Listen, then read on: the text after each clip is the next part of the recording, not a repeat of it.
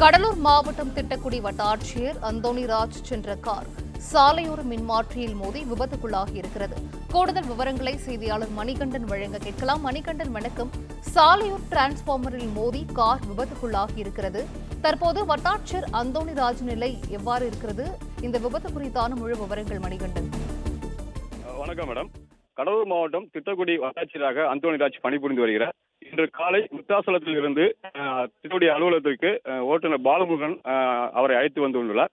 அப்பொழுது திட்டக்குடி அடுத்த கோழியூர் திட்டக்குடி விருத்தாசலம் மாநில நெடுஞ்சாலை வந்து கொண்டிருந்த பொழுது வட்டாட்சியர் சென்ற வாகனத்தின் முன்பு சென்ற இருசக்கர வாகனம் திடீரென திரும்பியதால் அவர் மீது மோதாமல் இருப்பதற்காக ஓட்டுநர் பாலமுருகன் இடது பக்கமாக திரும்பி உள்ளார். அப்பொழுது அருகே இருந்த மின்மாட்டியின் மீது மோதி தலைக்குப்புற வாகனம் கவிழ்ந்து விபத்துக்குள்ளானது.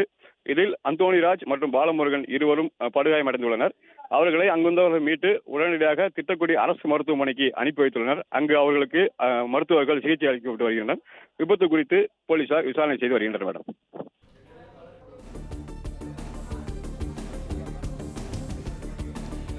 விபத்தில் படுகாயமடைந்த திட்டக்குடி வட்டாட்சியர் மற்றும் வாகன ஓட்டுநர் திட்டக்குடி அரசு மருத்துவமனையில் அனுமதிக்கப்பட்டிருக்கிறார்கள். மணிகண்டன், இவர்கள் இருவருக்கும் உரிய சிகிச்சை அளிக்கப்பட்டு வருகிறதா? அங்கு மருத்துவர்களின் தரப்பில் என்ன சொல்லப்படுகிறது மணிகண்டன்? தற்போது அவர்களுக்கு சிகிச்சை அளிக்கப்பட்டு வருகிறது. மருத்துவர்கள் எதுவும் கூறவில்லை. அவர்களுக்கு முதல் உதவி அளிக்கப்பட்டு வருகிறது. இப்போ தற்போது சம்பவ இடத்திற்கு புவனகிரி எம்எல்ஏ அருள்மொழி வந்துள்ளார்.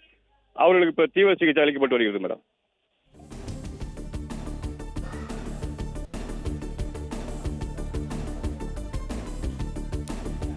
விவரங்களை வழங்கியமைக்கு நன்றி மணிகண்டன்.